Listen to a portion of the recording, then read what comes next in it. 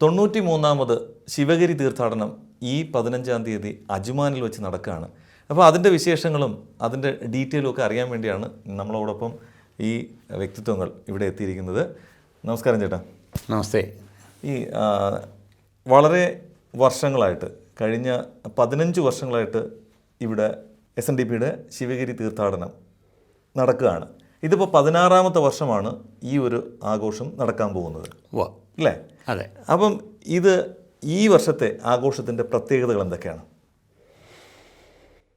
കഴിഞ്ഞ 16 വർഷമായി UAEയിൽ SNDP യോഗത്തിൻ്റെ നേതൃത്വത്തിൽ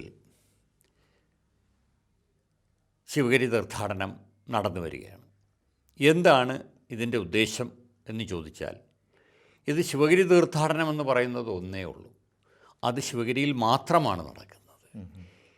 ഇത് ഒരു പ്രതീകാത്മകമായ ശിവഗിരി തീർത്ഥാടനമാണ്.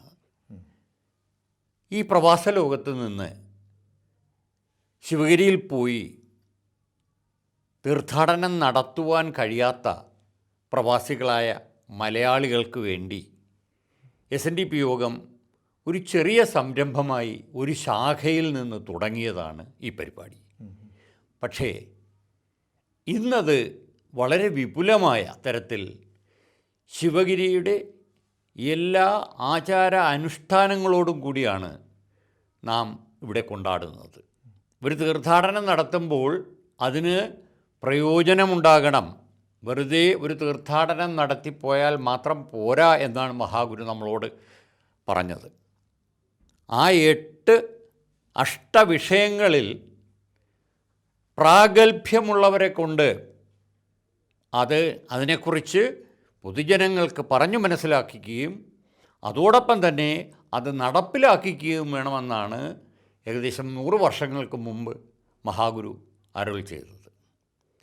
ഈ വർഷത്തെ ശിവഗിരി തീർത്ഥാടനത്തിന് മഹാഗുരു അരുൾ ചെയ്ത അഷ്ടവിഷയങ്ങളിൽ ഒന്നായ നൂതന ശാസ്ത്ര സാങ്കേതിക വിദ്യകളിൽ പരിജ്ഞാനം നേടുക എന്നുള്ള ഒരു ലക്ഷ്യമാണ് നമ്മുടെ മുന്നിലുള്ളത്.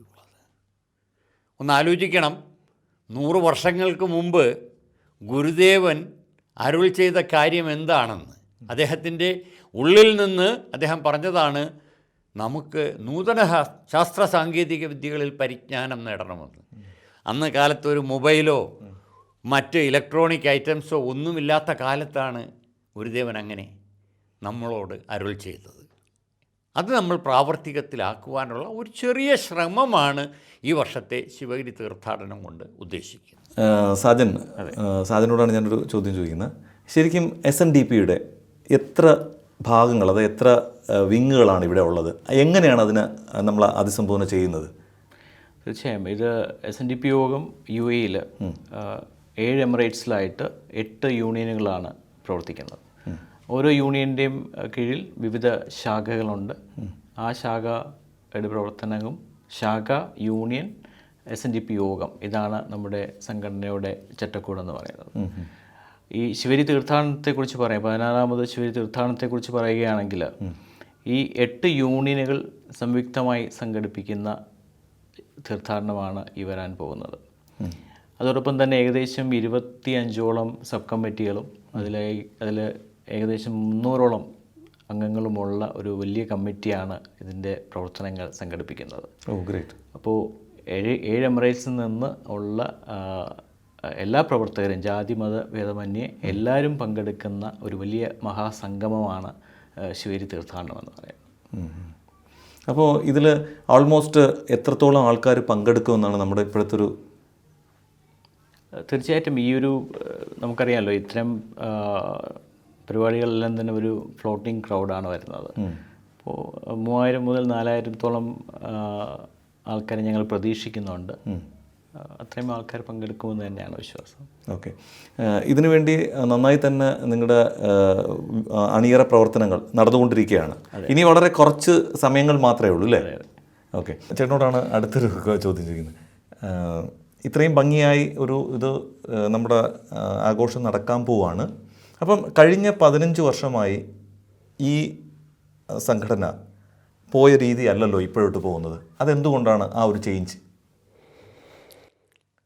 കാലത്തിനൊത്ത് കോലം മാറണം, അല്ലേ? കഴിഞ്ഞ 23 വർഷമായി ഈ സംഘടന UAE-യിൽ രൂപം കൊണ്ടിട്ട്. ഈ രൂപം കൊള്ളുന്ന കാലത്തെല്ലാം സാമുദായിക സംഘടനകൾക്ക് UAE-യിൽ പ്രവർത്തിക്കുന്നതിന് ചില ലിമിറ്റേഷൻസ് എല്ലാം ഉണ്ടായിരുന്നത് എല്ലാവർക്കും അറിയാവുന്നതാണ്. അന്ന് ഇങ്ങനെ ഒരു SNDP യോഗം എന്ന പേരിൽ നമ്മൾക്കൊരു സംഘടന തുടങ്ങുവാൻ ധൈര്യമില്ലായിരുന്നു. പക്ഷേ കാലങ്ങൾ കഴിഞ്ഞപ്പോൾ ഈ രാജ്യം പുരോഗതിയിലേക്ക്, വളരെയധികം പുരോഗതിയിലേക്ക് മുന്നേറിക്കൊണ്ടിരിക്കുന്ന കാലഘട്ടത്തിൽ ഇവിടുത്തെ നീതിമാന്മാരായ ഭരണകർത്താക്കൾ രാജ്യം വികസിക്കുന്നതിനോടൊപ്പം അവിടെ വസിക്കുന്ന ജനങ്ങളും വികസിച്ചു വരണം, അവർക്കും എല്ലാ സൗകര്യങ്ങളും സാഹചര്യങ്ങളും ഒരുക്കുക എന്നുള്ള ഇവിടുത്തെ ഭരണകൂടത്തിൻ്റെ ദീർഘവീക്ഷണം വളരെ വലുതാണ്. ആ ദീർഘവീക്ഷണം കൊണ്ട് ഈ ലോകത്തിലെ വിവിധ രാജ്യങ്ങളിലെ വിവിധ നാഷണാലിറ്റിയിൽപ്പെട്ട ധാരാളം ആൾക്കാർ ഇവിടെ സുഖത്തോടും സന്തോഷത്തോടും ഭീതിയില്ലാതെയും ജീവിച്ചു പോവുകയാണ്, ഇല്ലേ? അപ്പോൾ ആ ഒരു സമയത്ത് എല്ലാ പേരുടെയും കൾച്ചറൽ ആക്ടിവിറ്റീസും ട്രഡീഷണൽ ആക്ടിവിറ്റീസും നടത്തുവാനും ഈ രാജ്യത്തെ ഭരണാധികാരികൾ തന്നിട്ടുള്ള അനുവാദത്തിൻ്റെ മുന്നിൽ കൂപ്പുകൈ അർപ്പിക്കുകയാണ്. നമ്മുടെ ഈ സംഘടന തുടങ്ങിയ കാലത്ത് ഇതിനെ ഒരു എമിറേറ്റ്സ് കമ്മിറ്റിയായിട്ടാണ് ഇത് തുടങ്ങിയത്. അതിനുശേഷം കുറച്ചു കാലം കഴിഞ്ഞ് ബഹുമാനപ്പെട്ട SNDP യോഗം ജനറൽ സെക്രട്ടറി ശ്രീ വെള്ളാപ്പള്ളി നടേശനും നമ്മുടെ വൈസ് പ്രസിഡൻറ്റ് ശ്രീ തുഷാർ വെള്ളാപ്പള്ളിയും യശശരീരനായ സ്വാമി ശാശ്വികാനന്ദയും ചേർന്നാണ് UAE-യിൽ വന്ന് ഈ സംഘടനയ്ക്ക് രൂപം കൊടുത്തത്. അന്ന് ഈ സംഘടനയ്ക്ക് പേരിട്ടത് സേവനം എന്നാണ്.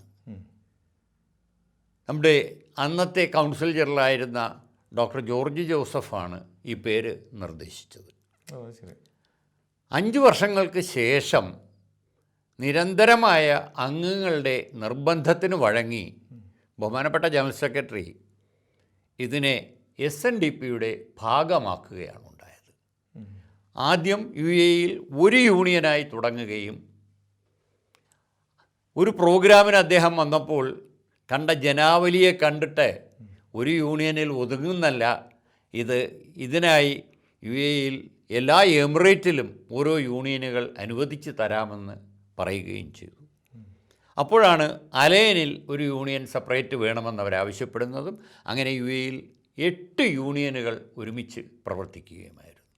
ഈ രാജ്യത്തിൻ്റെ നിയമസംഹിത സംരക്ഷിക്കുകയും അനുസരിച്ചും വേണം ഓരോ പൗരന്മാരും ഇവിടെ ജീവിക്കാനുള്ളത്. അപ്പോൾ ഒരു സംഘടന ഇങ്ങനെ ഉണ്ടായി വരുമ്പോൾ വിവിധ ചിന്താഗതികളുള്ള പലതരത്തിലുള്ള ആൾക്കാർ ഇതിനകത്ത് പ്രവർത്തിക്കുന്നുണ്ട്.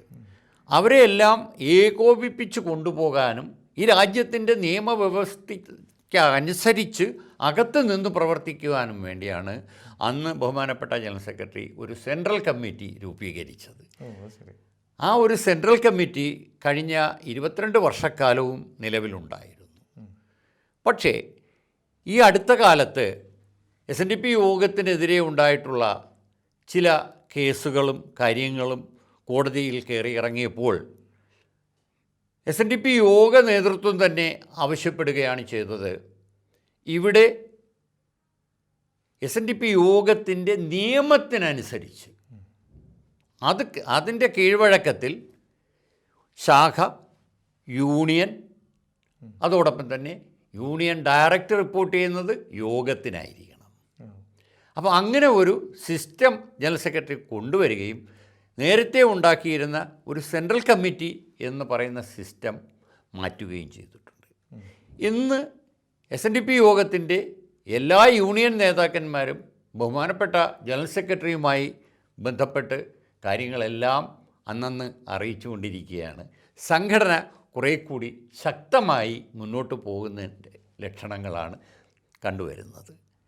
അതോടൊപ്പം തന്നെ SNDP യോഗം ഇവിടുത്തെ പ്രവൃത്തികൾ ക്രോഡീകരിക്കുവാനായി യോഗത്തിൽ നിന്ന് തന്നെ ഡയറക്റ്റായി ഒരു പ്രതിനിധിയെ നിയമിച്ചിട്ടുണ്ട്.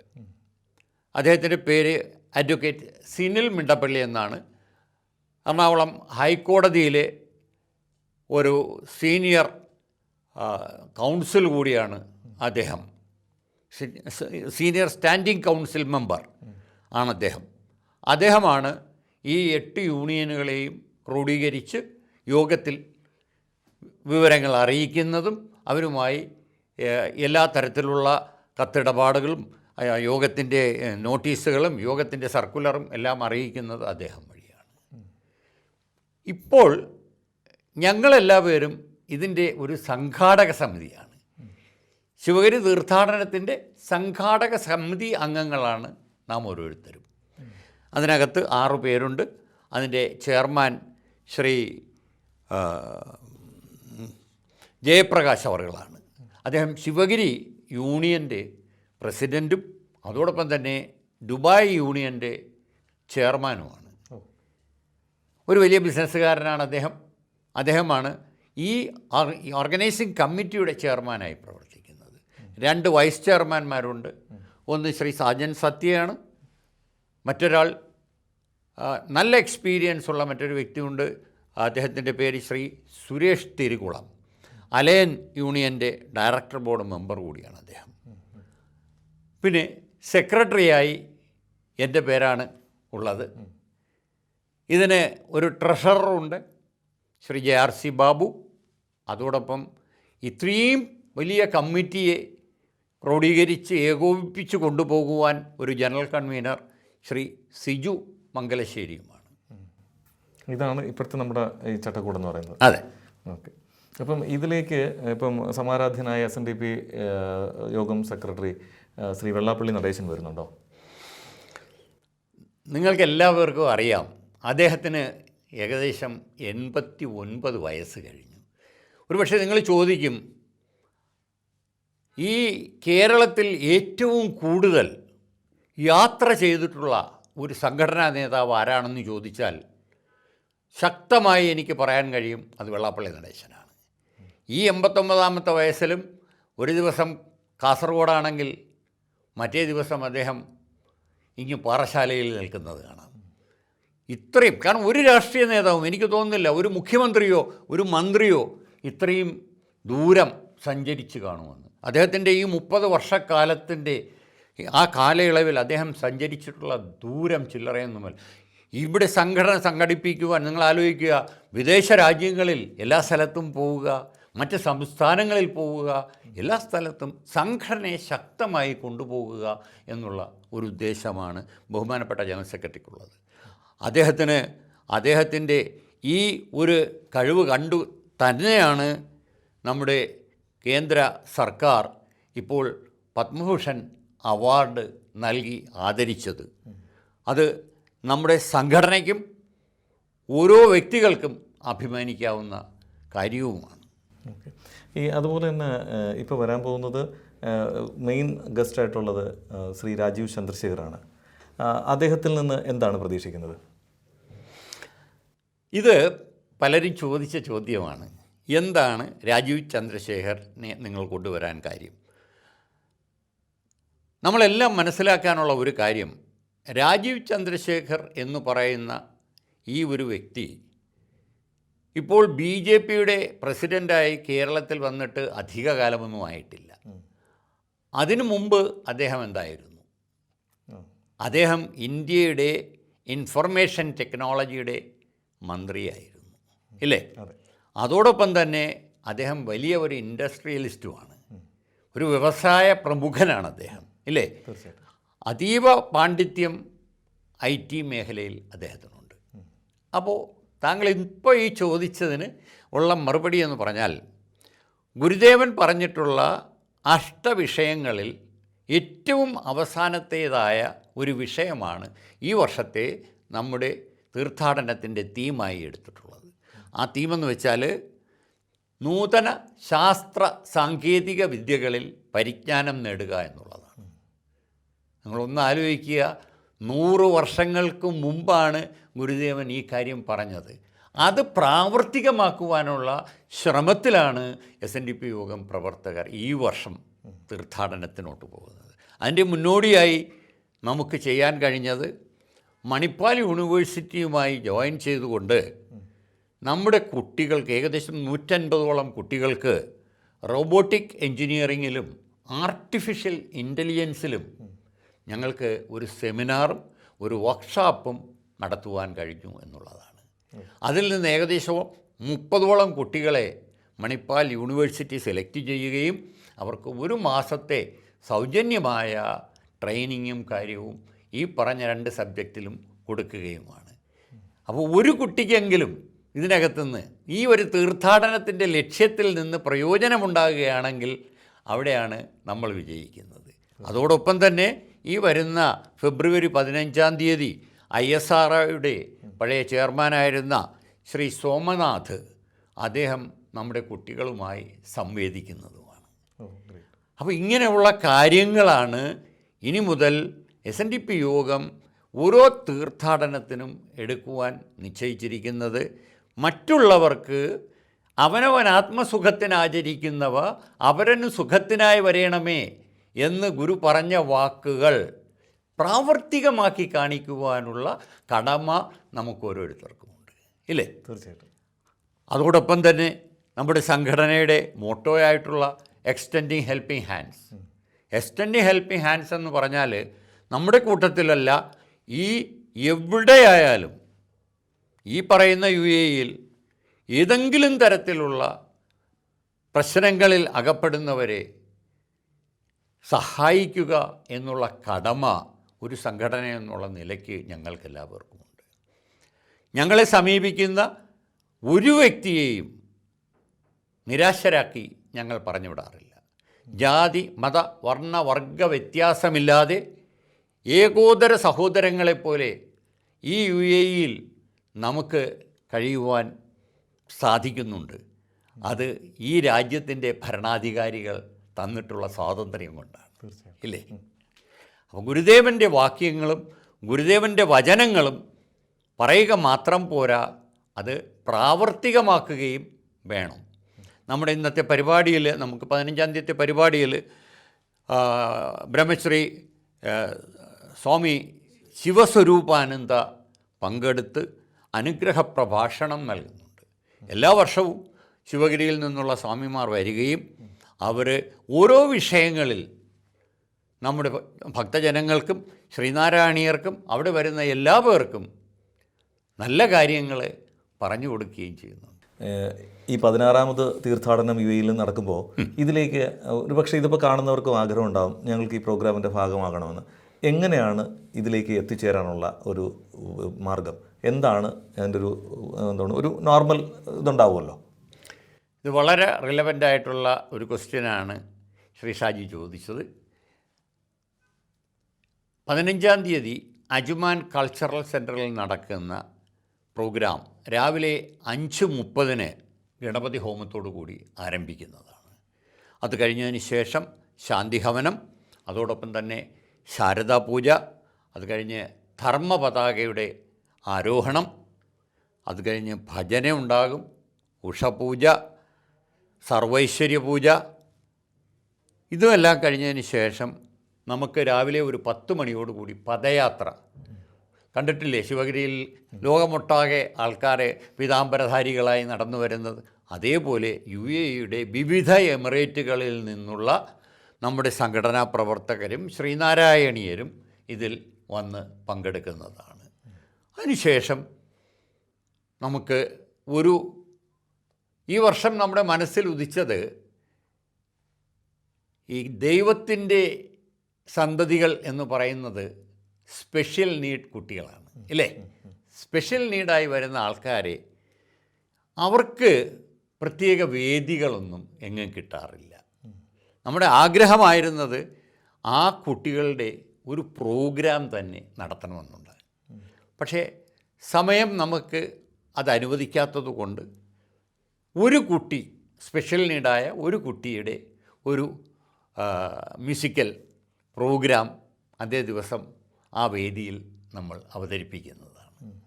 അതിനുശേഷം ദൈവദശകമുണ്ട്, ഈ 2 ദേശീയ ഗാനങ്ങളുണ്ട്, 51 പേരടങ്ങുന്ന വനിതാ സംഘത്തിൻ്റെ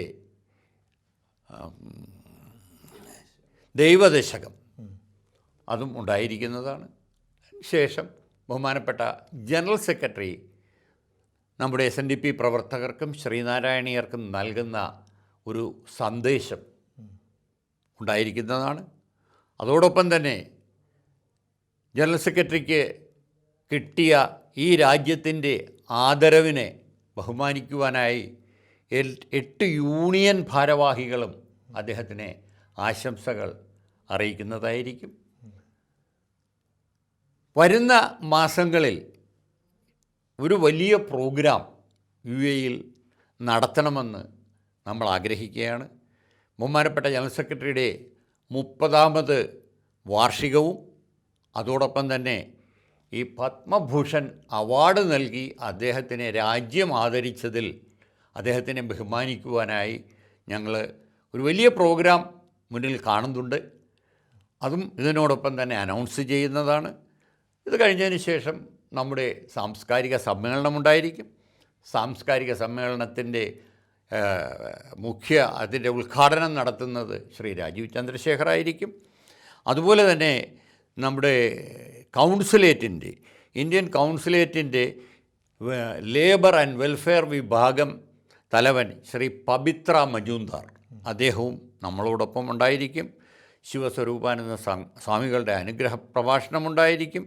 വിവിധ യൂണിയനുകളുടെ കലാപരിപാടികൾ ഉണ്ടായിരിക്കുന്നതാണ്. അതിനുശേഷം ഗുരുദേവ മണ്ഡപത്തിൽ പൂജ ഉണ്ടായിരിക്കും, വിശേഷാൽ പൂജ. വൈകുന്നേരം 7 മണിയോടുകൂടി ധർമ്മപതാകയുടെ അവരോഹണവും നടക്കുന്നതോടുകൂടി ഈ വർഷത്തെ UAE-യിലെ പ്രവാസ ലോകത്തെ ശിവഗിരി തീർത്ഥാടനത്തിന് തിരശ്ശീല വീഴുകയും ചെയ്യും. ഓക്കെ, അപ്പോൾ ഏതായാലും ഒരുപാട് സന്തോഷം ഈ തിരക്കുകളുടെ ഇടയിൽ നമ്മളോട് വന്ന് ഇത്രയും നേരം സഹകരിച്ചതിനും ഈ ഡീറ്റെയിൽ ആയിട്ട് കാര്യങ്ങൾ പറഞ്ഞതിലും. ഏതായാലും നമുക്ക് വീണ്ടും മറ്റൊരു ആഘോഷവേളയിൽ കാണാം. നന്ദി, നമസ്കാരം. വളരെയധികം സന്തോഷമുണ്ട്. നമ്മുടെ ഈ പ്രോഗ്രാം ജനങ്ങളുടെ ഇടയിൽ എത്തിക്കുവാനായി അമ്മ TV, പ്രത്യേകിച്ച് ശ്രീ ഷാജി പുഷ്പാങ്കദൻ തരുന്ന ഈ ഒരു പ്രചോദനം പ്രശംസ അർഹിക്കുന്നതാണ്. നന്മയുണ്ടാകട്ടെ എല്ലാവർക്കും. ഗുരുദേവനാമത്തിൽ നമസ്തേ.